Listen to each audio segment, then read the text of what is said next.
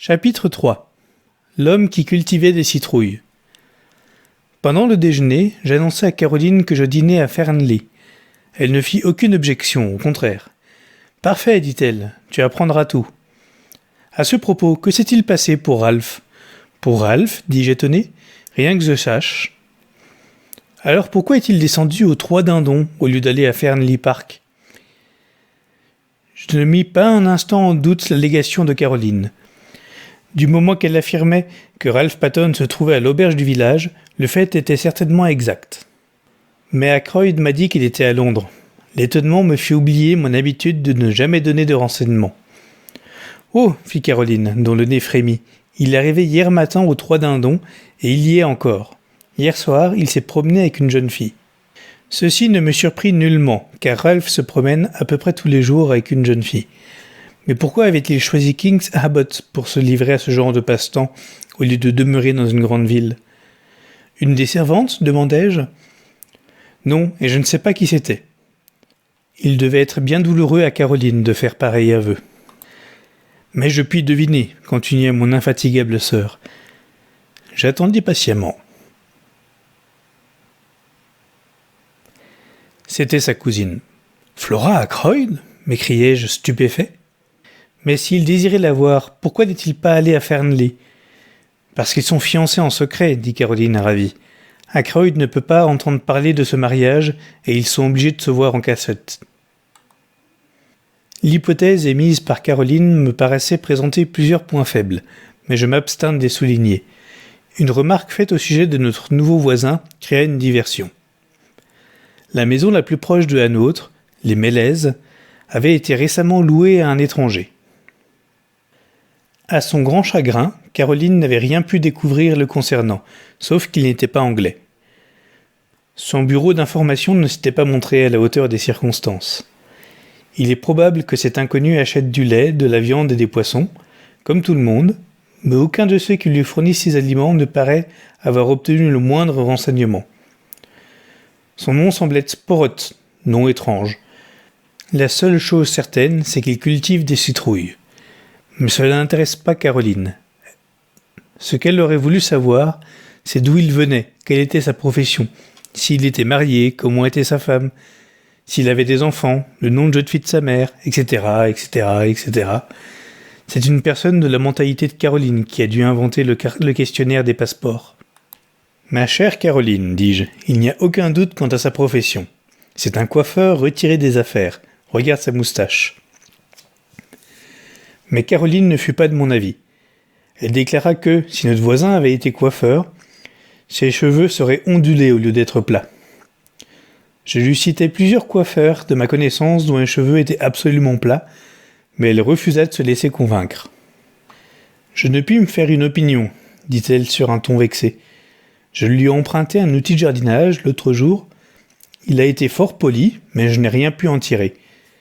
Je lui ai demandé carrément s'il était français. Il m'a répondu que non, et je ne sais pas pourquoi, je n'ai pas osé insister.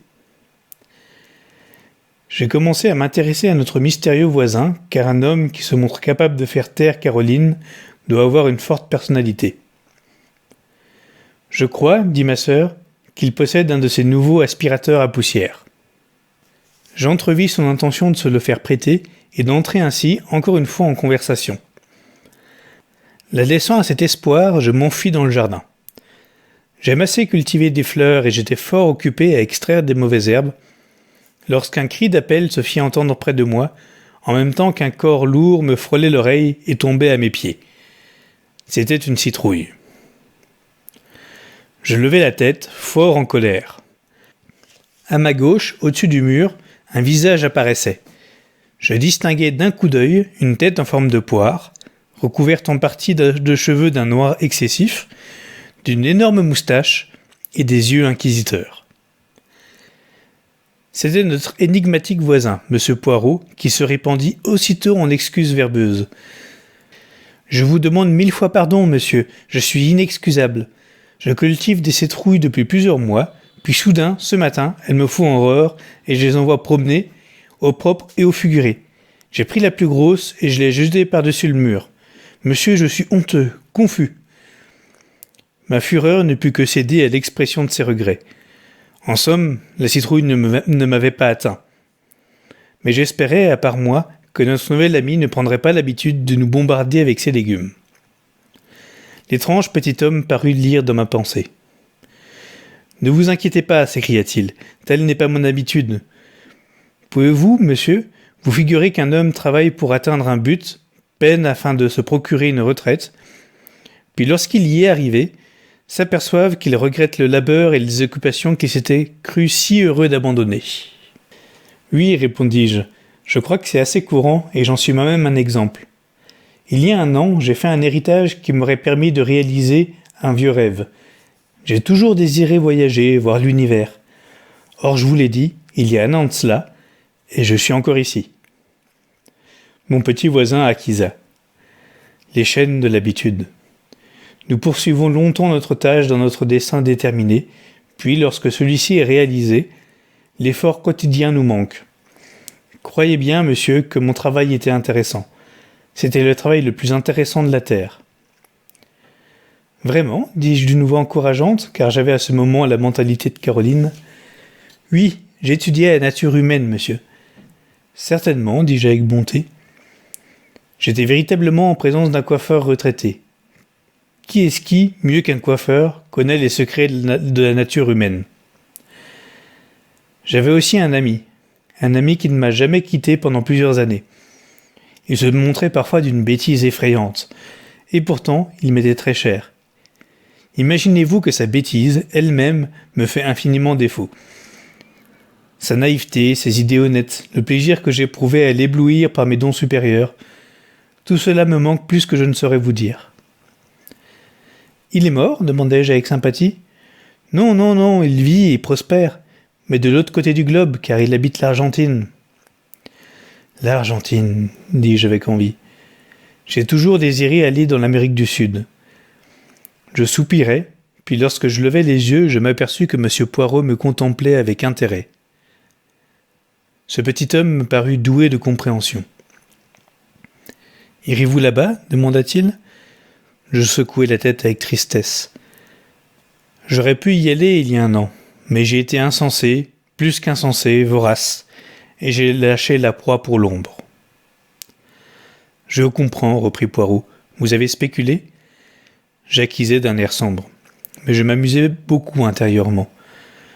Ce petit homme était si extraordinairement solennel. « Avez-vous joué sur les Porcupine Oil Fields ?» demanda-t-il brusquement. Je le regardai avec stupeur. J'y avais songé, mais je me suis décidé pour une mine d'or dans l'ouest de l'Australie. Mon voisin me contemplait avec une expression bizarre que je ne pus déchiffrer. « C'est le destin, dit-il enfin. »« Qu'est-ce que vous appelez le destin ?» demandai-je avec un peu d'irritation. « Le fait que je sois devenu le voisin d'un homme que préoccupent les Porcupine Oil Fields et aussi les mines d'or de l'ouest de l'Australie. Dites-moi, avez-vous également un penchant pour les cheveux châtains ?» Je le regardais, les yeux écarquillés, et il éclata de rire. « Non, rassurez-vous, je ne suis pas fou. La question que je viens de vous poser était ridicule. L'ami dont je vous parlais est un jeune homme qui trouvait toutes les femmes bonnes, presque toutes belles, tandis que vous êtes un homme d'âge mûr, un médecin qui connaît l'inanité de ces choses. En tout cas, nous sommes voisins. Je vous prie de bien vouloir accepter et offrir à votre aimable sœur ma plus belle citrouille. » Il se baissa et reparut triomphalement en tenant une énorme citrouille que j'acceptais aussi simplement qu'il me l'offrait. Le petit homme reprit gaiement. « Cette matinée est loin d'avoir été perdue pour moi. J'ai fait votre connaissance et par certains côtés, vous ressemblez à mon ami lointain. À propos, je voudrais vous demander un renseignement. Vous connaissez certainement tout le monde dans ce petit village. Qui est le beau jeune homme brun qui marche la tête rejetée en arrière avec un sourire heureux sur les lèvres ?» Cette description ne laissait aucun doute. « Ce doit être le capitaine Ralph Patton, répondis-je lentement. Je ne l'avais pas encore rencontré. Il n'est pas venu depuis assez longtemps. C'est le fils, ou plutôt le fils adoptif de M. Aykroyd, de Fernley Park. » Mon voisin fit un petit mouvement d'impatience. J'aurais dû le deviner, il m'a souvent parlé de lui. « Vous connaissez M. Aykroyd ?» demandai-je un peu étonné. « Oui, il a été en rapport avec moi, lorsque j'ai exercé la profession à Londres, mais je l'ai prié de n'en rien dire ici. Je comprends, répliquai-je amusé. Il reprit avec emphase. Je préfère garder l'incognito. Je n'ai aucun désir de notoriété et je n'ai même pas pris la peine de rectifier le nom sous lequel on m'appelle ici. Vraiment, dis-je, ne sachant que trop répondre. Le capitaine Ralph Patton, murmura Poirot. Il est fiancé à la nièce de M. Ackroyd, la charmante Flora. Qui vous l'a dit, demandai-je fort surpris. M. Ackroyd lui-même, il y a 8 jours environ. Il est très content, car d'après ce que j'ai pu comprendre, il désirait depuis longtemps qu'il en fût ainsi. Je crois même qu'il a exercé une certaine pression sur son futur beau-fils, ce qui est regrettable. Un jeune homme doit se marier selon ses goûts, et non pour plaire à son beau-père, dont il escompte l'héritage. Mes idées étaient complètement bouleversées. Je n'aurais jamais imaginé qu'Ackroyd pût se confier à un ancien coiffeur et discuter avec lui des fiançailles de sa nièce et de son beau-fils. Car s'il est très bienveillant vis-à-vis des classes inférieures, il a cependant une grande réserve personnelle. Je commençais à me demander si Poirot était bien un coiffeur. Pour cacher mon embarras, je prononçai les dernières paroles qui me vinrent à l'esprit. « Pourquoi avez-vous remarqué Ralph Patton ? Parce qu'il est beau ? Pas seulement à cause de cela, encore qu'il ait un physique particulièrement agréable pour un Anglais. Dans un roman, il serait qualifié de dieu grec. Non, il y avait dans l'attitude du jeune homme quelque chose que je ne comprenais pas. Il prononça cette dernière phrase d'un ton grave qui me produisit une impression étrange. Il semblait qu'il fût en mesure de juger Ralph en faisant appel à une science inconnue de moi. Je le quittai sur ce sentiment, car à ce moment, ma sœur m'appela. Je regagnai la maison. Caroline avait encore son chapeau sur la tête et arrivait manifestement du village. Elle commença sans préambule. J'ai rencontré M. Ackroyd. Vraiment ? Bien entendu. J'ai voulu l'arrêter, mais il semblait très pressé. Cela ne me surprend pas.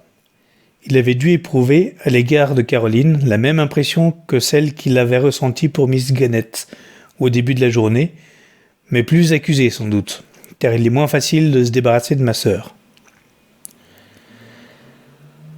Je lui ai tout de suite parlé de Ralph, et il s'est montré fort surpris. Il ne savait pas que l'enfant était ici. Il m'a même dit que je devais faire erreur. Moi, faire erreur.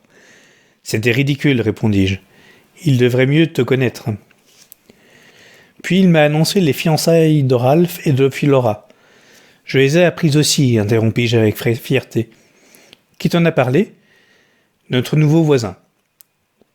Caroline hésita pendant 1 ou 2 secondes, mais elle dédaigna l'appât que je lui tendais ainsi. J'ai prévenu M. Ackroyd que Ralph est descendu aux 3 dindons. Caroline, ne te rends-tu pas compte que tu peux faire beaucoup de mal avec ta manie de parler sans discernement ? Allons donc, répondit ma sœur. Il est utile d'avertir les intéressés. M. Ackroyd m'a été très reconnaissant. Je crois même qu'il s'est rendu tout droit aux 3 dindons. Mais il n'y aura pas trouvé Ralph. Pourquoi ? Parce que, tandis que je descendais dans les bois... Tu es rentré par la forêt, m'écriai-je. Caroline rougit. Il faisait si beau que j'ai voulu faire une promenade. Les tons d'automne sont si merveilleux cette époque de l'année. Or, Caroline ne s'intéresse pas au bois en aucune saison. Elle considère d'ordinaire que l'on s'y mouille les pieds et que l'on reçoit toute espèce de choses désagréables sur la tête. C'était l'instinct de la mangouste qui l'avait entraînée vers la forêt, seul endroit où, à King's Abbot, un jeune homme puisse causer à une jeune fille sans être vu. De plus, elle touche au parc de Fernley. Eh bien, dis-je, continue. Je traversai donc le bois lorsque j'entendis des voix. Caroline s'arrêta. Alors ? L'une était la voix de Ralph Patton, que je reconnus tout de suite. L'autre était celle d'une jeune fille. Naturellement, je n'avais pas l'intention d'écouter. Certainement, m'écriai-je avec une ironie que Caroline ne remarqua pas. Mais je ne pus m'empêcher d'entendre. La jeune fille prononça des paroles que je ne compris pas, et Ralph répondit. Il paraissait fort en colère. « Ma chère petite, dit-il, ne vous rendez-vous pas compte qu'il me coupera les vivres ?» Je l'ai passablement lassé depuis quelques années, et il n'en faudrait plus beaucoup maintenant pour qu'il n'agisse ainsi envers moi. Lorsqu'il mourra, je serai très riche. Il est aussi ladre que possible, mais roule sur l'or. Et je ne tiens pas à ce qu'il modifie son testament. Laissez-moi faire et ne vous tourmentez pas. Ce sont exactement ces paroles. Je me les rappelle parfaitement. Malheureusement, juste à ce moment-là, je marchais sur une branche morte. Ils baissèrent la voix et s'éloignèrent. Je ne pouvais bien entendu pas les suivre, de sorte que je ne sais pas qui était la jeune fille. C'est fort vexant, dis-je. Je suppose toutefois que tu as couru aux Trois Dindons, que tu t'es sentie souffrante et que tu es entrée dans le bar pour voir si les deux servantes s'y trouvaient. Ce n'était pas une servante, dit Caroline sans hésiter. En réalité, je suis presque sûr que c'était Flora Ackroyd. Seulement alors c'est incompréhensible. Mais si ce n'était pas Flora, qui cela pouvait-il être ? Ma sœur passa rapidement en revue toutes les jeunes filles du voisinage et trouva pour ou contre la présence de toutes d'entre elles de nombreuses raisons. Lorsqu'elle s'arrêta pour reprendre haleine, je prétextai un client et sortis. Je me proposais de me rendre aux Trois Dindons, car il était probable que Ralph Paton y était entré. Je connaissais fort bien le jeune homme, mieux peut-être que personne, car j'avais soigné sa mère, et je m'expliquais, par conséquent, bien des traits de son caractère, incompréhensibles pour d'autres. Il se trouvait, jusqu'à un certain point, victime de l'hérédité, car tout en n'ayant pas, comme sa mère, de goût pour la boisson, il était d'un caractère faible. Ainsi que l'avait dit mon interlocuteur du matin, il était remarquablement beau. Il avait 6 pieds de haut et son corps, de proportions parfaites, avait une souple grâce athlétique. Il donnait de sa mère des cheveux noirs et un visage régulier qui était toujours souriant.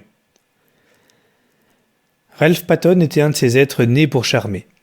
Il était paresseux et dépensier et ne respectait pas grand-chose, mais pourtant, il était sympathique et ses amis étaient dévoués. Pourrais-je faire quelque chose pour lui ? Je croyais répondre par l'affirmative. Lorsque je m'informais aux Trois Dindons, on me dit que le capitaine Paton venait justement de rentrer.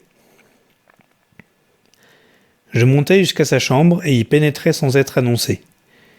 Étant donné ce que j'avais vu et entendu, je me demandais comment je serais reçu. J'avais tort de me tourmenter à ce sujet. « Mais c'est Sheppard ! Ravi que ce soit vous !» Il vint vers moi, les mains tendues, un visage illuminé d'un sourire. « Vous êtes le seul être que je sois content de voir dans cet endroit maudit. » J'ouvris les yeux. « Que vous a-t-on fait ?» Il eut un rire amer. « C'est une longue histoire. Les sauges ne s'arrangent pas bien pour moi, docteur. Mais voulez-vous vous rafraîchir ? Je veux bien. » Il sonna, puis, revenant vers moi, se jeta sur un fauteuil. « Pour rappeler les choses par leur nom, dit-il tristement, je suis dans une situation terrible et je ne sais en réalité pas comment en sortir. » « Qu'est-ce qu'il y a ? Demandai-je avec sympathie. « C'est mon damné beau-père. »« Qu'a-t-il fait ? » ?»« Il ne s'agit pas de ce qu'il a fait, mais de ce qu'il fera probablement. » Un domestique entra et Ralph commanda les rafraîchissements. Il resta silencieux et sombre après que l'homme eut disparu. « Est-ce sérieux ? L'interrogeai-je. Il fit un signe affirmatif. « Je suis à bout d'expédients cette fois, » dit-il sobrement. Le ton de sa voix m'indiquait que ce qu'il disait était vrai. Il devait en falloir beaucoup pour rendre Ralph aussi soucieux. « Si je pouvais vous aider, commençai-je avec hésitation. » Il secoua la tête avec énergie. « C'est très gentil à vous, docteur, mais je ne puis vous mêler à cela. Il faut que j'agisse seul. » Il resta silencieux un instant, puis répéta avec une sorte d'inflexion de voix un peu différente. « Oui, il faut que j'agisse seul. »